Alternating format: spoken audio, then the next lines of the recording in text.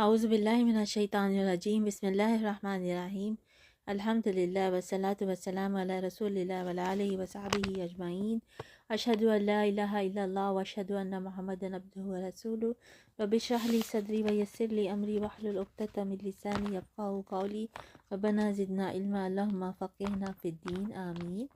دورہ قرآن کے سلسلے کو آگے بڑھاتے ہوئے آج ہم ترجمہ کر رہے ہیں 25ویں سپارے کا۔ ترجمہ کچھ اس طرح سے ہے: قیامت کا علم اللہ ہی کی طرف لوٹایا جاتا ہے، اور جو پھل اپنے شگوفوں میں سے نکلتے ہیں، اور جو مادہ حمل سے ہوتی ہے، اور جو بچے وہ جنتی ہے، سب کا علم اسے ہے۔ اور جس دن اللہ تعالیٰ ان مشرکوں کو بلا کر دریافت فرمائے گا، میرے شریک کہاں ہیں؟ وہ جواب دیں گے کہ ہم نے تو تجھے کہہ سنایا کہ ہم میں سے تو کوئی اس کا گواہ نہیں، یعنی آج ہم میں سے کوئی شخص یہ ماننے کے لیے تیار نہیں کہ تیرا کوئی شریک ہے۔ اور یہ جن کی پرستش اس سے پہلے کرتے تھے وہ ان کی نگاہ سے گم ہو گئے، اور انہوں نے سمجھ لیا کہ اب ان کے لیے کوئی بچاؤ نہیں۔ یعنی یہ گمان یقین کے معنی میں ہے۔ قیامت والے دن وہ یہ یقین کرنے پر مجبور ہوں گے کہ انہیں اللہ کے عذاب سے بچانے والا کوئی نہیں۔ جیسے دوسرے مقام پر فرمایا، گناہگار جہنم کو دیکھ کر یقین کر لیں گے کہ وہ اس میں واقع ہونے والے ہیں، اور وہ اس سے پھرنے کی کوئی جگہ نہیں پائیں گے۔ بھلائی کے مانگنے سے انسان تھکتا نہیں، اور اگر اسے کوئی تکلیف پہنچ جائے تو مایوس اور ناامید ہو جاتا ہے، یعنی تکلیف پہنچنے پر فوری مایوسی کا شکار ہو جاتا ہے، جبکہ اللہ کے خالص بندوں کا حال اس سے مختلف ہوتا ہے۔ وہ ایک تو دنیا کے طالب نہیں ہوتے، ان کے سامنے ہر وقت آخرت ہی ہوتی ہے، دوسرے تکلیف پہنچنے پر بھی وہ اللہ کی رحمت کا مزہ جو ہے وہ محسوس کرتے ہیں، اور اس کے فضل سے مایوس نہیں ہوتے، بلکہ آزمائشوں کو بھی وہ کفارہ سیئات اور رفع درجات کا باعث گردانتے ہیں۔ یعنی آزمائش کو وہ یہی سمجھتے ہیں کہ اس سے ان کے جو برے اعمال تھے اس کا کفارہ ادا ہو رہا ہے، اور ان کے جو ہے درجات بلند ہو رہے ہیں۔ گویا مایوسی ان کے قریب بھی نہیں پھٹکتی۔ تو کسی بھی حالت میں مایوس ہونا جو ہے وہ مومن کو، مسلمان کو زیب نہیں دیتا۔ اور جو مصیبت اسے پہنچ چکی ہے، اس کے بعد اگر ہم اسے کسی رحمت کا مزہ چکھائیں تو وہ کہہ اٹھتا ہے کہ اس کا تو میں حقدار ہی تھا، اور میں تو خیال نہیں کر سکتا کہ قیامت قائم ہوگی، اور اگر میں اپنے رب کے پاس واپس کیا گیا تو بھی یقیناً میرے لیے اس کے پاس بھی بہتری ہے۔ یقیناً ہم ان کفار کو ان کے اعمال سے خبردار کریں گے اور انہیں سخت عذاب کا مزہ چکھائیں گے۔ اور جب ہم انسان پر اپنا انعام کرتے ہیں تو وہ منہ پھیر لیتا ہے اور کنارہ کش ہو جاتا ہے، یعنی حق سے منہ پھیر لیتا ہے اور حق کی اطاعت سے اپنا پہلو بدل لیتا ہے اور تکبر کا اظہار کرتا ہے، اور جب اسے مصیبت پڑتی ہے تو بڑی لمبی چوڑی دعائیں کرنے والا بن جاتا ہے۔ آپ کہہ دیجئے کہ بھلا تو یہ تو بتاؤ کہ اگر یہ قرآن اللہ کی طرف سے آیا ہوا ہو، پھر تم نے اسے نہ مانا، بس اس سے بھر کر بہکا ہوا کون ہوگا جو مخالفت میں حق سے دور چلا جائے؟ عنقریب ہم انہیں اپنی نشانیاں آفاق عالم میں بھی دکھائیں گے، اور خود ان کی اپنی ذات میں بھی، یہاں تک کہ ان پر کھل جائے کہ حق یہی ہے کہ آپ کے رب کا ہر چیز سے واقف و آگاہ ہونا کافی نہیں۔ یقین جانو کہ یہ لوگ اپنے رب کے روبرو جانے سے شک میں ہیں، اس لیے ان کے بارے میں غور و فکر نہیں کرتے، نہ اس کے لیے عمل کرتے ہیں، اور نہ اس دن کا خوف ان کے دلوں میں ہے۔ یاد رکھو کہ اللہ تعالیٰ ہر چیز کا احاطہ کیے ہوئے ہے۔ یہ تھی سورہ حامیم سجدہ۔ اب ہم پڑھیں گے سورہ شورا۔ ہاں، بسم اللہ الرحمن الرحیم۔ حامیم عین سین قاف۔ اللہ تعالیٰ جو زبردست ہے اور حکمت والا ہے، اسی طرح تیری طرف اور تجھ سے اگلوں کی طرف وہی بھیجتا رہا۔ آسمانوں کی تمام چیزیں اور جو کچھ زمین میں ہے سب اسی کا ہے، وہ برتر اور عظیم الشان ہے۔ قریب ہے آسمان اپنے اوپر سے پھٹ پڑیں، اور تمام فرشتے اپنے رب کی پاک کی تعریف کے ساتھ بیان کر رہے ہیں، اور زمین والوں کے لیے استغفار کر رہے ہیں۔ خوب سمجھ رکھو کہ اللہ تعالیٰ ہی معاف فرمانے والا، رحمت والا ہے۔ اور جن لوگوں نے اس کے سوا دوسروں کو کارساز بنا لیا ہے، اللہ تعالیٰ ان پر نگران ہے اور آپ ان کے ذمہ دار نہیں۔ اسی طرح ہم نے آپ کی طرف عربی قرآن کی وحی کی ہے تاکہ آپ مکہ والوں کو اور اس کے آس پاس کے لوگوں کو خبردار کر دیں، اور جمع ہونے کے دن سے جس کے آنے میں کوئی شک نہیں ڈرا دیں۔ ایک گروہ جنت میں ہوگا اور ایک گروہ جہنم میں ہوگا۔ اگر اللہ تعالیٰ چاہتا تو ان سب کو ایک ہی امت بنا دیتا، لیکن وہ جسے چاہتا ہے اپنی رحمت میں داخل کر لیتا ہے، اور ظالموں کا حامی اور مددگار کوئی نہیں۔ کیا ان لوگوں نے اللہ تعالیٰ کے سوا اور کارساز بنا لیے ہیں؟ حقیقتاً تو اللہ تعالیٰ ہی کارساز ہے، وہی مردوں کو زندہ کرے گا اور وہی ہر چیز پر قادر ہے۔ اور جس جس چیز میں تمہارا اختلاف ہو اس کا فیصلہ اللہ تعالیٰ ہی کی طرف ہے۔ اس اختلاف سے مراد دین کا اختلاف ہے، جس طرح یہودیت، عیسائیت اور اسلام وغیرہ میں آپس میں اختلافات ہیں اور ہر مذہب کا پیروکار دعویٰ کرتا ہے کہ اس کا دین سچا ہے، حالانکہ سارے دین بیک وقت صحیح نہیں ہو سکتے۔ سچا دین تو صرف ایک ہی ہے اور ایک ہی ہو سکتا ہے۔ دنیا میں سچا دین اور حق کا راستہ پہچاننے کے لیے اللہ تعالیٰ کا قرآن موجود ہے، لیکن دنیا میں لوگ اس کلام الہی کو اپنا حکم اور ثالث ماننے کے لیے تیار نہیں۔ بالآخر پھر قیامت کا دین ہی رہ جاتا ہے جس میں اللہ تعالیٰ ان اختلافات کا فیصلہ فرمائے گا اور سچوں کو جنت میں اور دوسروں کو جہنم میں داخل فرمائے گا۔ یہی اللہ میرا رب ہے جس پر میں نے بھروسہ کر رکھا ہے اور جس کی طرف میں جھکتا ہوں۔ وہ آسمانوں اور زمین کا پیدا کرنے والا ہے۔ اس نے تمہارے لیے تمہاری جنس کے جوڑے بنا دیے ہیں اور چوپائیوں کے جوڑے بنائے ہیں، تمہیں وہ اس میں پھیلا رہا ہے۔ اس جیسی کوئی چیز نہیں، وہ سننے اور دیکھنے والا ہے۔ آسمانوں اور زمین کی کنجیاں اسی کی ہیں، جس کی چاہے روزی کشادہ کر دے اور تنگ کر دے، یقیناً وہ ہر چیز کو جاننے والا ہے۔ اللہ تعالیٰ نے تمہارے لیے وہی دین مقرر کیا ہے جس کے قائم کرنے کا اس نے نوح کو حکم دیا تھا، اور جو بذریعہ وہی ہم نے تیری طرف بھیجا ہے، اور جس کا تاکیدی حکم ہم نے ابراہیم اور موسیٰ اور عیسیٰ کو دیا تھا کہ اس دین کو قائم رکھنا اور اس میں پھوٹ نہ ڈالنا۔ جس چیز کی طرف آپ انہیں بلا رہے ہیں وہ تو ان مشرکین پر غزہ گزرتی ہے۔ اللہ تعالیٰ جسے چاہتا ہے اپنا برگزیدہ بناتا ہے، اور جو بھی اس کی طرف رجوع کرے وہ اس کی صحیح رہنمائی کرتا ہے۔ ان لوگوں نے اپنے پاس علم آ جانے کے بعد ہی اختلاف کیا، اور وہ بھی باہمی ضد و بحث سے، یعنی انہوں نے اختلاف اور تفرق کا راستہ علم یعنی ہدایت آ جانے اور اتمام حجت کے بعد اختیار کیا، جبکہ اختلاف کا کوئی جواز باقی نہیں رہتا۔ اور اگر آپ کے رب کی بات ایک وقت مقرر تک کے لیے پہلے ہی سے قرار پا گئی ہوئی نہ ہوتی تو یقیناً ان کا فیصلہ ہو چکا ہوتا، اور جن لوگوں کو ان کے بعد کتاب دی گئی ہے وہ بھی اس کی طرف سے الجھن والے شک میں پڑے ہوئے ہیں۔ بس آپ لوگوں کو اسی طرف بلاتے رہیں اور جو کچھ آپ سے کہا گیا ہے اس پر مضبوطی سے جم جائے اور ان کی خواہشوں پر نہ چلیں۔ یعنی انہوں نے اپنی خواہش سے جو چیزیں گھیر لی ہیں، مثلا بتوں کی عبادت وغیرہ، اس میں ان کی خواہش کے پیچھے مت چلیں، اور کہہ دیں کہ اللہ تعالیٰ نے جتنی کتابیں نازل فرمائی ہیں میرا ان پر ایمان ہے، اور مجھے حکم دیا گیا ہے کہ تم میں انصاف کرتا رہوں۔ ہمارا اور تم سب کا پروردگار اللہ ہی ہے، ہمارے اعمال ہمارے لیے ہیں اور تمہارے اعمال تمہارے لیے ہیں، ہم تم میں کوئی کٹ حجتی نہیں، یعنی کوئی جھگڑا نہیں، اس لیے کہ حق ظاہر اور واضح ہو چکا ہے۔ اللہ تعالیٰ ہم سب کو جمع کرے گا اور اسی کی طرف لوٹنا ہے، اور جو لوگ اللہ تعالیٰ کی باتوں پر جھگڑا ڈالتے ہیں اس کے بعد کے مخلوق سے مان چکی ہیں، ان کی کٹ حجتی اللہ کے نزدیک باطل ہے اور ان پر غضب ہے اور ان کے لیے سخت عذاب ہے۔ اللہ تعالیٰ نے حق کے ساتھ کتاب نازل فرمائی اور ترازو بھی اتاری ہے۔ اور آپ کو کیا خبر، شاید قیامت قریب ہی ہو۔ اللہ اکبر۔ اس کی جلدی انہیں پڑی ہے جو اسے نہیں مانتے، اور جو اس پر یقین رکھتے ہیں وہ اس سے ڈر رہے ہیں۔ انہیں اس کے حق ہونے کا پورا علم ہے۔ یاد رکھو جو لوگ قیامت کے معاملے میں لڑ جھگڑ رہے ہیں وہ دور کی گمراہی میں پڑے ہوئے ہیں۔ اللہ تعالیٰ اپنے بندوں پر بڑا ہی لطف کرنے والا ہے، جسے چاہتا ہے کشادہ روزی دیتا ہے، اور وہ بڑی طاقت بڑے غلبے والا ہے۔ جس کا ارادہ آخرت کی کھیتی کا ہو ہم اسے اس کی کھیتی میں ترقی دیں گے، اور جو دنیا کی کھیتی کی طلب کرتا ہو ہم اسے اس میں سے ہی کچھ دے دیں گے۔ ایسے شخص کا آخرت میں کوئی حصہ نہیں۔ کیا ان لوگوں نے ایسے اللہ کے شریک مقرر کر رکھے ہیں جنہوں نے ایسے احکام دین مقرر کر دیے ہیں جو اللہ کے فرمائے ہوئے نہیں ہیں؟ اگر فیصلے کا دن کا وعدہ نہ ہوتا تو ابھی ہی ان میں فیصلہ کر دیا جاتا۔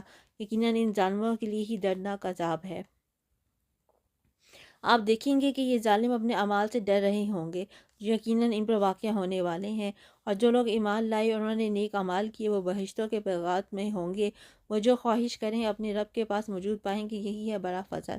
یہی وہ ہے جس کی بشارت اللہ تعالیٰ اپنے ان بندوں کو دے رہا ہے جو ایمان لائے اور سنت کے مطابق نیک عمل کیے۔ تو کہہ دیجئے کہ میں اس پر تم سے کوئی بدلہ نہیں چاہتا مگر محبت رشتہ داری کی۔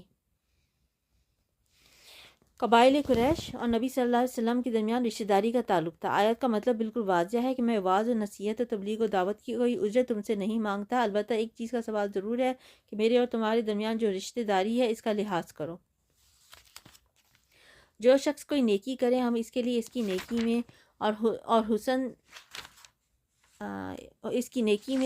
اور حسن بڑھا دیں گے، یعنی اجر و ثواب میں اضافہ کریں گے، یا نیکی کے بعد اس کا بدلہ مزید نیکی کی توفیق کی صورت میں دیں گے، جس طرح بدی کا بدلہ مزید بدیوں کا ارتکاب ہے۔ بے شک اللہ تعالیٰ بہت بخشنے والا اور بہت قدردان ہے۔ کیا یہ کہتے ہیں کہ پیغمبر نے اللہ پر جھوٹ باندھا ہے؟ اگر اللہ تعالیٰ چاہے تو آپ کے دل پر مہر لگا دے، اور اللہ تعالیٰ اپنی باتوں سے جھوٹ کو مٹا دیتا ہے اور سچ کو ثابت رکھتا ہے۔ وہ سینے کی باتوں کو جاننے والا ہے۔ وہی ہے جو اپنے بندوں کی توبہ قبول فرماتا ہے۔ توبہ کا مطلب ہے معصیت پر ندامت اور اظہار، معصیت پر ندامت کا اظہار اور آئندہ اس کو نہ کرنے کا عزم۔ محض زبان سے توبہ توبہ کر لینا یا اس گناہ اور معصیت کے کام کو تو نہ چھوڑنا اور توبہ کا اظہار کیے جانا توبہ نہیں ہے، یہ استہزاء اور مذاق ہے۔ تاہم خالص اور سچی توبہ اللہ تعالیٰ یقیناً قبول فرماتا ہے۔ وہی ہے جو اپنے بندوں کی توبہ قبول فرماتا ہے اور گناہوں سے درگزر فرماتا ہے، اور جو کچھ تم کر رہے ہو سب جانتا ہے۔ ایمان والوں اور نیکوکار لوگوں کی سنتا ہے اور انہیں اپنے فضل سے اور بھر کر دیتا ہے، اور کفار کے لیے سخت عذاب ہے۔ اگر اللہ تعالیٰ اپنے سب بندوں کی روزی فراخ کر دیتا تو وہ زمین میں فساد برپا کر دیتے۔ یعنی اگر اللہ تعالیٰ ہر شخص کو حاجت و ضرورت سے زیادہ یکساں طور پر وسائل رزق عطا فرما دیتا تو اس کا نتیجہ یہ ہوتا کہ کوئی کسی کی ماتحتی قبول نہ کرتا، ہر شخص شر و فساد اور بغی و عدوان میں ایک سے ایک بھر کر ہوتا، جس سے زمین فساد سے بھر جاتی۔ لیکن وہ اندازے کے ساتھ جو کچھ چاہتا ہے نازل فرماتا ہے۔ وہ اپنے بندوں سے پورا خبردار ہے اور خوب دیکھنے والا ہے۔ اور وہی ہے جو لوگوں کی نا امید ہو جانے کے بعد بارش برساتا ہے اور اپنی رحمت پھیلا دیتا ہے۔ وہی ہے کارساز اور قابل حمد و ثنا، اور اس کی نشانیوں میں سے آسمان و زمین کی پیدائش ہے اور ان میں جانداروں کا پھیلانا ہے۔ وہ اس پر قادر ہے کہ جب چاہے انہیں جمع کر دے۔ تمہیں جو کچھ مصیبتیں پہنچتی ہیں وہ تمہارے اپنے ہاتھوں کی کرتوت کا بدلہ ہے، اور وہ تو بہت سی باتوں سے درگزر فرما لیتا ہے۔ اور تم ہمیں زمین میں عاجز کرنے والے نہیں ہو، تمہارے لیے سوائے اللہ تعالیٰ کے نہ کوئی کارساز ہے نہ مددگار۔ اور دنیا میں چلنے والے پہاڑوں جیسی کشتیاں اس کی نشانیوں میں سے ہے۔ اگر وہ چاہے تو ہوا بند کر دے اور یہ کشتیاں سمندر پر رکی رہ جائیں۔ یقیناً اس میں ہر صبر کرنے والے شکر گزار کے لیے نشانیاں ہیں، یا انہیں ان کے کرتوتوں کے باعث تباہ کر دے، وہ تو بہت سی خطاؤں سے درگزر فرمایا کرتا ہے۔ اور تاکہ جو لوگ ہماری نشانیوں میں جھکرتے ہیں وہ معلوم کر لیں کہ ان کے لیے کوئی چھٹکارا نہیں، تو تمہیں جو کچھ دیا گیا ہے وہ زندگانی دنیا کا کچھ یوں ہی سا اسباب ہے، یعنی معمولی اور حقیر ہے، چاہے قارون کا خزانہ ہی کیوں نہ ہو، اس لیے اس سے دھوکے میں مبتلا نہ ہونا، اس لیے کہ یہ عارضی اور فانی ہے۔ اور اللہ کے پاس جو ہے وہ اس سے بے درجہ بہتر اور پائیدار ہے۔ یعنی نیکیوں کا جو اجر و ثواب اللہ کے ہاں ملے گا وہ متاع دنیا سے کہیں زیادہ بہتر بھی اور پائیدار بھی، کیونکہ اس کو زوال اور فنا نہیں، مطلب یہ کہ دنیا کو آخرت پر ترجیح مت دو، ایسا کرو گے تو پچھتاؤ گے۔ وہ ان کے لیے ہے جو ایمان لائے اور صرف اپنے رب ہی پر بھروسہ رکھتے ہیں، اور کبیرہ گناہوں سے اور بے حیائیوں سے بچتے ہیں، اور غصے کے وقت بھی معاف کر دیتے ہیں۔ یعنی لوگوں سے عفو و درگزر کرنا ان کے مزاج و طبیعت کا حصہ ہے، نہ کہ انتقام اور بدلہ لینا۔ جس طرح کہ نبی صلی اللہ علیہ وسلم کے بارے میں آتا ہے کہ نبی صلی اللہ علیہ وسلم نے اپنی ذات کے لیے کبھی بدلہ نہیں لیا، ہاں اللہ تعالیٰ کی حرمتوں کا توڑا جانا آپ کے لیے ناقابل برداشت تھا۔ اور اپنے رب کے فرمان کو قبول کرتے ہیں اور نماز کی پابندی کرتے ہیں، اور ان کا ہر کام آپس کے مشورے سے ہوتا ہے۔ یعنی اہل ایمان ہر اہم کام باہمی مشاورت سے کرتے ہیں، اپنی ہی رائے کو حرف آخر نہیں سمجھتے۔ خود نبی صلی اللہ علیہ وسلم کو بھی اللہ نے حکم دیا کہ مسلمانوں سے مشورہ کرو، چنانچہ آپ جنگی معاملات اور دیگر اہم کاموں میں مشاورت کا اہتمام فرماتے تھے۔ اور جو ہم نے انہیں دے رکھا ہے اس میں سے ہمارے نام پر دیتے ہیں، اور جب ان پر ظلم و زیادتی ہو تو وہ صرف بدلہ لے لیتے ہیں، یعنی بدلہ لینے سے وہ عاجز نہیں ہیں، اگر بدلہ لینا چاہیں تو لے سکتے ہیں، تاہم قدرت کے باوجود وہ معافی کو ترجیح دیتے ہیں۔ جیسے نبی صلی اللہ علیہ وسلم نے فتح مکہ والے دن اپنے خون کے پیاسوں کے لیے عفو عام کا اعلان فرمایا۔ حدیبیہ میں آپ نے ان 80 آدمیوں کو معاف کر دیا جنہوں نے آپ کے خلاف سازش تیار کی تھی۔ لبید بن عاصم یہودی سے بدلہ نہیں لیا جس نے آپ پر جادو کیا تھا۔ اس یہودیہ عورت کو آپ نے کچھ نہیں کہا جس نے آپ کے کھانے میں زہر ملا دیا تھا، جس کی تکلیف آپ آخری وقت تک محسوس فرماتے رہے۔ اور برائی کا بدلہ اس جیسی برائی ہے، اور جو معاف کر دے اور اصلاح کر لے اس کا اجر اللہ کے ذمہ ہے۔ فی الواقع اللہ تعالیٰ ظالموں کو دوست نہیں رکھتا، اللہ ہمیں ظالم بننے سے بچائے۔ اور جو شخص اپنے مظلوم ہونے کے بعد برابر کا بدلہ لے لے تو ایسے لوگوں پر الزام کا کوئی راستہ نہیں۔ یہ راستہ صرف ان لوگوں پر ہے جو خود دوسروں پر ظلم کریں اور زمین میں ناحق فساد کرتے پھریں۔ یہی لوگ ہیں جن کے لیے دردناک عذاب ہے۔ اور جو شخص صبر کر لے اور معاف کر دے، یقیناً یہ بڑی ہمت کے کاموں میں سے ایک کام ہے، اور جسے اللہ تعالیٰ بہکا دے اس کے بعد کوئی چارہ ساز نہیں۔ اور تو دیکھے گا کہ ظالم لوگ عذاب کو دیکھ کر کہہ رہے ہوں گے کہ کیا واپس جانے کی کوئی راہ ہے؟ اور تو انہیں دیکھے گا کہ وہ جہنم کے سامنے لا کھڑے کیے جائیں گے، ہماری ذلت کے کبرے ہوئے جاتے ہوں گے اور کنکھیوں سے دیکھ رہے ہوں گے۔ ایماندار صاف کہیں گے کہ حقیقی ضیاءکار وہ ہیں جنہوں نے آج قیامت کے دن اپنے آپ کو اور اپنے گھر والوں کو نقصان میں ڈال دیا۔ یاد رکھو کہ یقیناً ظالم لوگ دائمی عذاب میں ہیں، ان کے کوئی مددگار نہیں جو اللہ تعالیٰ سے الگ ان کی امداد کر سکے، اور جسے اللہ گمراہ کر دے اس کے لیے کوئی راستہ ہی نہیں۔ اللہ ہمیں گمراہ ہونے سے بچائے۔ اپنے رب کا حکم مان لو اس سے پہلے کہ اللہ کی جانب سے وہ دن آ جائے جس کا ہٹ جانا ناممکن ہے۔ تمہیں اس روز نہ تو کوئی پناہ کی جگہ ملے گی، نہ چھپ کر جان بن جانے کی۔ اگر یہ منہ پھیر لیں تو ہم نے آپ کو ان پر نگہبان بنا کر نہیں بھیجا، آپ کے ذمہ تو صرف پیغام پہنچا دینا ہے۔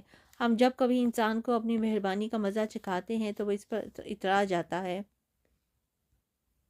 یعنی تکبر اور غرور کا اظہار کرتا ہے، ورنہ اللہ کی نعمتوں پر خوش ہونا یا اس کا اظہار ہونا ناپسندیدہ امر نہیں، لیکن وہ نعمت کے شکر کے طور پر ہو، نہ کہ فخر و ریا اور تکبر کے طور پر۔ اور اگر ان کے اعمال کی وجہ سے کوئی مصیبت پہنچتی ہے تو بے شک انسان بڑا ہی ناشکرا ہے، یعنی فوراً نعمتوں کو بھی بھول جاتا ہے۔ آسمانوں کی اور زمین کی سلطنت اللہ ہی کے لیے ہے، وہ جو چاہتا ہے پیدا کرتا ہے، جس کو چاہتا ہے بیٹیاں دیتا ہے اور جسے چاہتا ہے بیٹے دیتا ہے، یا انہیں جمع کر دیتا ہے بیٹے بھی اور بیٹیاں بھی، اور جسے چاہے بانجھ کر دیتا ہے۔ وہ بڑے علم والا اور کامل قدرت والا ہے۔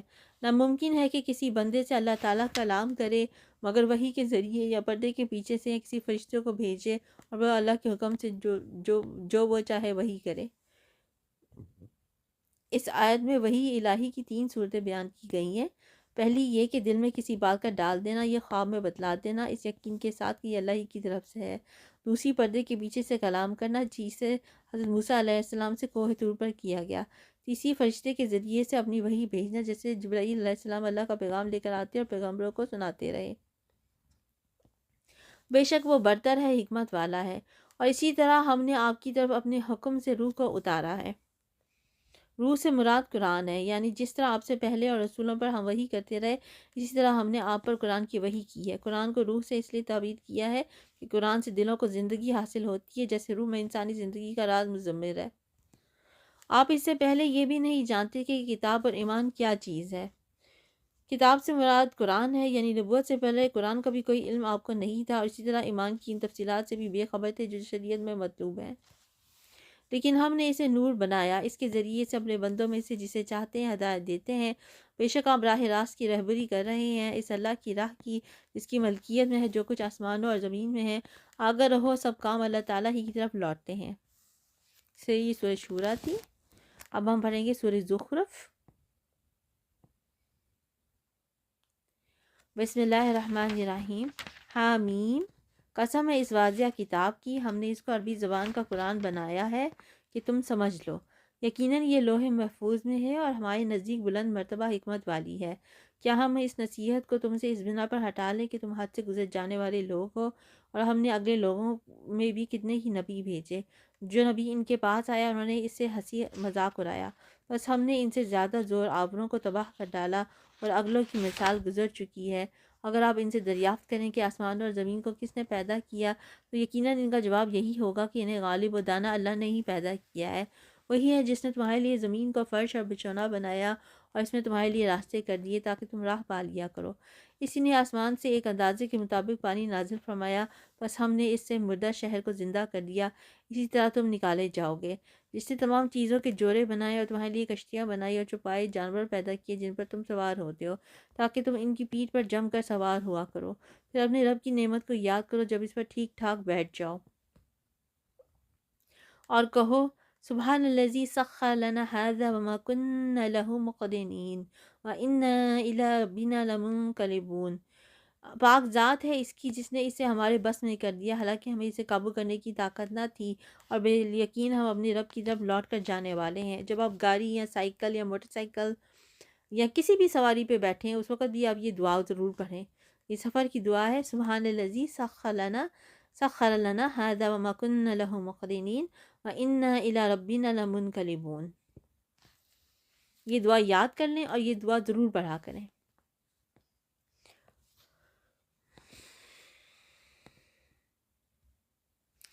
اور انہوں نے اللہ کے بعض بندوں کا اس کا جز ٹھہرا دیا. یقیناً انسان کھلم کھلا ناشکرا ہے کہ اللہ تعالیٰ نے اپنی مخلوق میں سے بیٹیاں تو خود رکھ لیں اور تمہیں بیٹوں سے نوازا، حالانکہ ان میں سے کسی کو جب اس چیز کی خبر دی جائے جس کی مثال اس نے اللہ رحمان کے لیے بیان کی ہے تو اس کا چہرہ سیاہ پڑ جاتا ہے اور وہ غمگین ہو جاتا ہے. کیا اللہ کی اولاد لڑکیاں ہیں جو زیورات میں پلیں اور جھگڑے میں اپنی بات واضح نہ کر سکیں؟ اور انہوں نے فرشتوں کو جو رحمان کی عبادت گزار ہیں عورتیں قرار دے لیا. کیا ان کی پیدائش کے موقع پر یہ موجود تھے؟ ان کی یہ گواہی لکھ لی جائے گی اور ان سے اس چیز کی باز پرس کی جائے گی. اور کہتے ہیں کہ اگر اللہ چاہتا تو ہم ان کی عبادت نہ کرتے، انہیں اس کی کچھ خبر نہیں. یہ تو صرف اٹکل پچو جھوٹ باتیں کہتے ہیں. کیا ہم نے انہیں اس سے پہلے کوئی اور کتاب دی ہے جسے یہ مضبوط تھامے ہوئے ہیں؟ نہیں، بلکہ یہ تو کہتے ہیں کہ ہم نے اپنے باپ دادا کو ایک مذہب پر پایا اور ہم انہی کے قدموں پر راہ یافتہ ہے. اسی طرح آپ سے پہلے بھی ہم نے جس بستی میں کوئی ڈرانے والا بھیجا وہاں کے آسودہ حال لوگوں نے یہی جواب دیا کہ ہم نے اپنے باپ دادا کو ایک راہ پر اور ایک دین پر پایا اور ہم تو انہی کے نقش پا کی پیروی کرنے والے ہیں. نبی نے کہا بھی کہ اگرچہ میں تمہارے پاس اس سے بہت بہتر مقصود تک پہنچانے والا طریقہ لے کر آیا ہوں جس پر تم نے اپنے باپ دادوں کو پایا، تو انہوں نے جواب دیا کہ ہم اس کے منکر ہیں جسے دیکھ کر تمہیں بھیجا گیا ہے. بس ہم نے ان سے انتقام لیا اور دیکھ لے جھٹلانے والوں کا کیسا انجام ہوا. اور جبکہ ابراہیم نے اپنے والد سے اپنی قوم سے فرمایا کہ میں ان چیزوں سے بیزار ہوں جن کی تم عبادت کرتے ہو، وجہ سے ذات کی جس نے مجھے پیدا کیا اور وہی مجھے ہدایت بھی کرے گی. یعنی جس نے مجھے پیدا کیا اور مجھے دین کی سمجھ بھی دے گا اور اس پر ثابت قدم بھی رکھے گا، میں صرف اسی کی عبادت کروں گا. اور ابراہیم اسی کو اپنی اولاد میں بھی باقی رہنے والی بات قائم کر گئے تاکہ لوگ شرک سے باز آتے رہیں. یعنی اس کلمہ لا الہ الا اللہ کی وصیت اپنی اولاد کو کر گئے. بلکہ میں نے لوگوں کو ان کے باپ دادوں کو سامان اور اسباب دیا، یہاں تک کہ ان کے پاس حق اور صاف صاف سنانے والا رسول آ گیا اور حق کے پہنچتے ہی یہ بول پڑے کہ یہ تو جادو ہے اور ہم اس کے منکر ہیں. اور کہنے لگے یہ قرآن ان دونوں بستیوں میں سے کسی بڑے آدمی پر کیوں نہ نازل کیا گیا. ایک آپ کے رب کی رحمت کو یہ تقسیم کرتے ہیں. ہم نے ہی ان کی زندگانی دنیا کی روزی ان میں تقسیم کی ہے اور ایک کو دوسرے سے بلند کیا ہے تاکہ ایک دوسرے کو ماتحت کر لے جسے یہ لوگ سمیٹتے پھرتے ہیں. اس سے آپ کے رب کی رحمت بہت ہی بہتر ہے.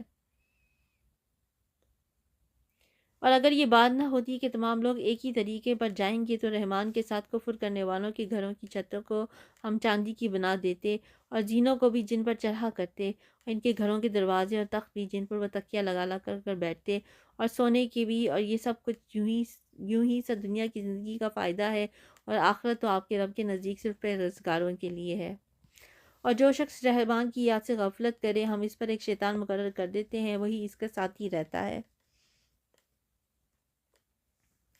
یعنی وہ شیطان اللہ کی یاد سے غافل رہنے والے کا ساتھی بن جاتا ہے جو ہر وقت اس کے ساتھ رہتا اور نیکیوں سے روکتا ہے، یا انسان خود اسی شیطان کا ساتھی بن جاتا ہے اور اس سے جدا نہیں ہوتا بلکہ تمام معاملات میں اس کی پیروی اور اس کے تمام وسوسوں میں اس کی اطاعت کرتا ہے اور وہ انہیں راہ سے روکتے ہیں اور یہ اسی خیال میں رہتے ہیں کہ یہ ہدایت یافتہ ہے. استغفر اللہ.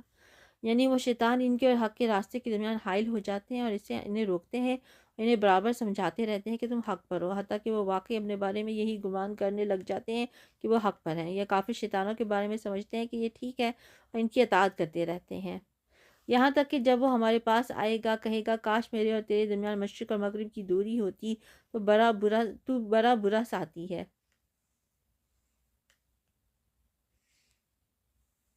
اور جب کہ تم ظالم ٹھہر چکے تو تمہیں آج ہرگز تم سب کا عذاب میں شامل ہونا کوئی نفع نہیں دے گا.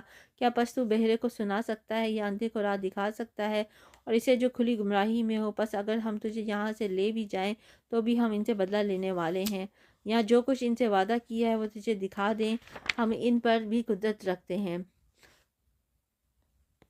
یہ 25 پارے کا نصف سے تھوڑا سا زیادہ ہم نے پڑھ لیا ہے. اب باقی ہم اگلی ویڈیو میں پڑھیں گے. سبحانک اللہم و بحمدک، اشہد ان لا الہ الا انت، استغفرک و اتوب الیک.